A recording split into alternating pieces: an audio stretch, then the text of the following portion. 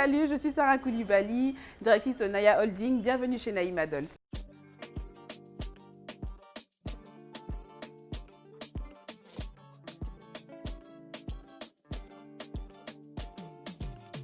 Mon cursus scolaire a été entre la Côte d'Ivoire et l'Europe. J'ai eu mon baccalauréat ici à Abidjan et je me suis ensuite installée en Belgique où j'ai fait des études d'architecture que je n'ai pas terminées. J'ai fini avec un diplôme de dessinateur en architecture et j'ai fini mes études en France avec un master en création d'entreprise. J'ai toujours voulu avoir mon indépendance et j'ai toujours voulu pouvoir vivre de ma créativité. C'est pour ça que j'ai commencé en architecture parce qu'à l'époque, c'était pour moi le métier le plus beau qu'on pouvait faire pour quelqu'un de créatif comme moi. Et donc, à la fin de la journée, je comprends aujourd'hui que j'ai toujours voulu devenir entrepreneur et entrepreneur créatif. C'est comme ça que j'ai tendance à me définir. Mon retour à Abidjan se passe bien, même s'il faut que je réapprenne à vivre sur mes terres. Il faut que je me refasse un réseau, il faut que je recommence à prospecter les gens. Et les premières personnes que j'ai rencontrées, honnêtement, étaient un peu étonnées parce qu'ils ne comprenaient pas que je puisse venir de si loin après tout ce temps et que je puisse revenir dans l'entrepreneuriat et que je décide de faire des poupées. Le début de Naïma Dolls se passe avec la naissance de la petite Naïma qui est ma fille aînée. Et le nom vient en même temps que son prénom. Et mon souhait, en tant que femme, en tant que mère, en tant que femme entrepreneur, ça a été de faire pour elle et pour tous les enfants du monde, de mettre à la disposition du marché ce que je n'ai pas trouvé pour elle. C'est-à-dire de faire pour nos enfants des jouets qui leur ressemblent.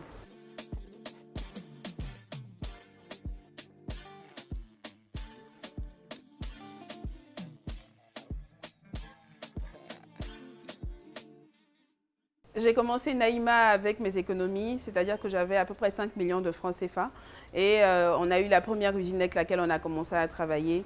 Et par rapport à la vision qu'on avait, on a une vision qui est vraiment panafricaniste, qui est vraiment nationale. 5 millions, ça peut paraître beaucoup, mais c'est absolument rien du tout. Et aujourd'hui, on est passé d'une usine pour faire le ratio à 6 usines qui travaillent pour nous en ce moment. À mes débuts, il y a eu beaucoup de personnes qui ne m'ont pas compris, je vais dire ça comme ça, qui n'ont pas compris mon projet, qui n'ont pas compris ma vision. Et je pense qu'elles auraient été beaucoup plus à l'aise si je venais leur dire que je voulais faire un projet qui était commun. Si j'avais parlé de restauration, si j'avais parlé d'un atelier de couture, il y aurait eu tout de suite des personnes pour me dire que c'était très bien. Mais quand j'ai parlé de faire une activité dans la petite enfance, il y avait très peu de personnes qui voyaient même dans le domaine de la petite enfance des débuts d'activité d'entreprise. Et donc, c'était vraiment difficile de faire comprendre cette vision aux gens. Et je pense que je ne les ai pas écoutés. Et j'ai commencé à travailler moi-même. Et c'est quand, au fur et à mesure, elles ont commencé à avoir les résultats qu'elles ont compris la vision que j'avais depuis le départ. A contrario, il y a eu des personnes qui m'ont soutenue. Et je voudrais vraiment profiter de cette tribune pour vraiment remercier mon père, qui a toujours été là, qui a toujours cru en moi. Et il a cru en tous les projets que j'ai toujours voulu défendre. Vous savez, juste une anecdote, quand j'ai eu à cœur ce projet, j'ai juste acheté une poupée dans le commerce dont j'ai changé les vêtements. Et j'étais venue en vacances chez lui. Je suis montée dans sa chambre et je lui ai montré cette poupée qui était habillée en tenue africaine. Et je lui ai dit, voilà ce que je voudrais faire. Et il m'a regardé et il m'a juste dit, peu importe le projet que tu décides de faire, moi j'y crois, mais tout ce que je te demande, c'est de bien le faire. Et ce que j'ai retenu de ça, c'est que c'est toujours bien de vouloir chercher l'idée à 10 millions de francs CFA du premier coup. Mais en fait, ce n'est pas d'avoir l'idée la plus géniale ou de créer ce qui n'existe pas. Je pense que c'est de choisir ce qu'on décide de faire et surtout de bien le faire. Je pense que c'est là que se trouve la clé du succès.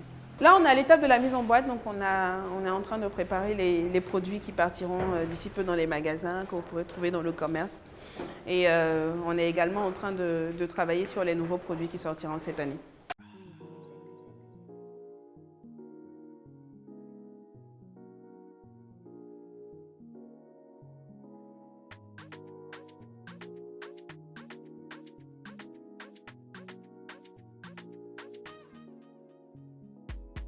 C'est vrai qu'au départ, quand on a commencé à tâtons, parce qu'il fallait trouver de la main-d'œuvre qualifiée pour produire. Souvent, on trouvait des personnes qui avaient déjà fait ça, mais c'était trop petit, c'était trop minutieux. Et on a évolué au fil du temps, on forme les équipes.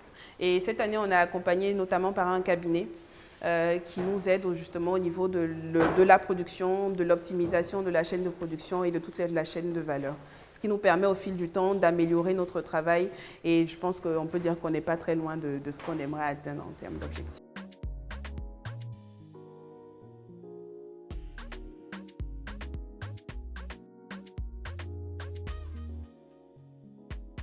Quand on a démarré, il n'y avait pas d'employés, il n'y avait pas d'équipe derrière, donc on a tout fait nous-mêmes et tout le monde a contribué, ma mère, ma grand-mère. Je peux même vous dire que c'est ma mère qui a créé la coiffure de la poupée ivoirienne, elle a fait elle-même de ses 10 doigts et tout le monde a contribué.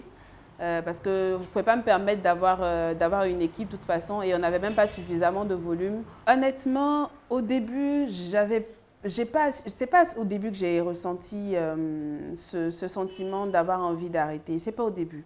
Au début, j'avais vraiment la vision. La vision était très très grande et je savais que ça ne pouvait pas commencer du jour au lendemain et aller très très fort. On était obligé de passer par un processus. Par contre, en 2018, à ce moment-là, oui, je reconnais, je le dis souvent, j'ai eu envie d'arrêter. Parce qu'on était dans un local où on a été victime des inondations. Et on a perdu quasiment tout le stock en une nuit. Et honnêtement, je ne savais pas comment est-ce qu'on allait s'en remettre. Et je peux vous dire qu'à ce moment-là, oui, on se pose des questions. Et on se demande si on a bien fait de recréer à nouveau une entreprise et si on va s'en sortir. Vous savez, quand on décide de se lancer dans l'entrepreneuriat, tout peut arriver. Il y a des situations qu'on anticipe, c'est notre rôle, mais il arrive des situations qu'on n'aurait jamais imaginées. On n'aurait jamais imaginé. Moi, personnellement, il y en a eu deux. La première a été l'inondation de mes bureaux où on a perdu tout notre stock. Et la deuxième est la plus récente, et je pense que tous les entrepreneurs l'ont vécu, c'est la crise sanitaire qui a eu lieu il n'y a pas très longtemps, qui nous a mis en retard, qui a fait en sorte qu'on devait réduire, pour respecter les mesures de distanciation au niveau de l'unité de production. Aujourd'hui, on produit moins, donc on doit produire pendant plus longtemps, alors que pendant un bon moment, les frontières ont été fermées, donc il était difficile d'importer de la matière première.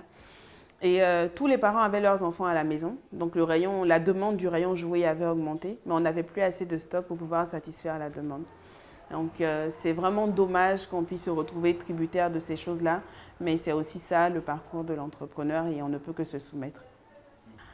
Quand je fais mon introspection après ces 5 années avec ce projet et tout mon parcours entrepreneurial, ce que je ressens, c'est premièrement une satisfaction. Parce que après être revenue chez moi, j'ai réussi à créer cette entreprise, à créer cette unité de production et cette marque qui grandit plutôt bien. Et je suis satisfaite du travail que, même pas que moi toute seule j'abats, mais que toutes les femmes qui m'accompagnent au quotidien abattent derrière ce projet, tous ces jouets que vous voyez. Mais en tant que personne, je suis encore sur ma faim. J'ai encore beaucoup de choses que je souhaiterais réaliser à travers ce projet. Je souhaiterais vraiment qu'on arrive à pénétrer le marché africain, le marché international. Je voudrais vraiment que ce petit poisson made in Côte d'Ivoire qui est sur nos produits-là puisse faire le tour du monde et que partout, tous les enfants du monde entier puissent avoir chez eux, comme nous on a pu avoir auparavant, des jouets qui ressemblaient à nos amis et que voilà, que nos produits puissent voyager à travers le monde et qu'on puisse, en le faisant, transmettre un petit peu de notre culture à cette génération future qu'on est en train de préparer à nous remplacer demain. Chemin faisant, je me suis rendu compte qu'il n'y avait pas de salon de coiffure à Abidjan pour apprendre à nos enfants à s'occuper d'eux-mêmes. Et c'est comme ça qu'est né Kids Concept, simplement d'un constat et surtout d'une idée qui rejoignait celle de Naïma Dolls. Apprendre à nos enfants à s'aimer et à s'accepter tels qu'ils étaient. Ce qui me motive, le plus facile pour moi, ce serait de vous dire mes enfants. Mais en réalité, c'est tous les enfants que j'ai eus, tous les enfants de cœur que j'ai depuis que je fais ce métier. Donc, à travers les salons de coiffure pour enfants Kids Concept qui existent depuis 3 ans, J'ai eu beaucoup d'enfants de cœur, j'ai côtoyé beaucoup de mamans. Par moments, quand je suis dans les supermarchés, je vois des petites mains, Tata Sarah, Tata Sarah. Donc, c'est tous ces enfants, tous ces sourires et toute cette innocence et et c'est de l'amour pur en fait. Et je peux dire que c'est vraiment eux qui me donnent la force de continuer. Et à travers eux, je vois vraiment mes enfants. Comme je dis souvent à leur maman, ce sont mes enfants, quoi. Et franchement, c'est grâce à tous ces enfants, à toutes ces mamans que j'ai la force de me lever le matin. Parce que leur amour, leur confiance est le plus beau, et le plus beau, en tout cas l'un des plus beaux leitmotifs qu'on peut avoir.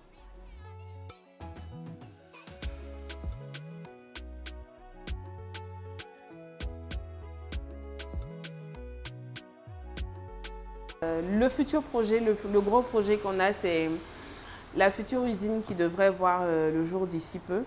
Et cette usine sera également 100% féminine et on pourra à 100% produire nos jouets localement vu qu'on a la matière première, on a les équipes qu'on est en train de former, qu'on a quasiment fini de former.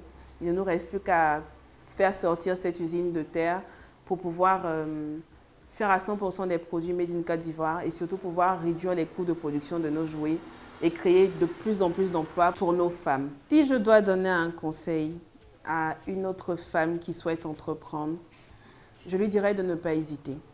Je lui dirais de ne pas avoir peur. Je lui dirais que ce ne sera pas facile. De toutes les façons, rien n'est facile, mais que ça en vaut la peine. Et je lui dirais justement de ne pas écouter toutes ces personnes qui pourraient la décourager, mais de surtout, en tant que femme, ne pas oublier qu'elle devra travailler 2 fois plus, qu'elle devra 2 fois plus prouver ce qu'elle vaut, ce qu'elle sait faire. Mais je sais qu'elle en est capable, je sais que nous en sommes toutes capables et je lui souhaite et je nous souhaite à toutes beaucoup de succès.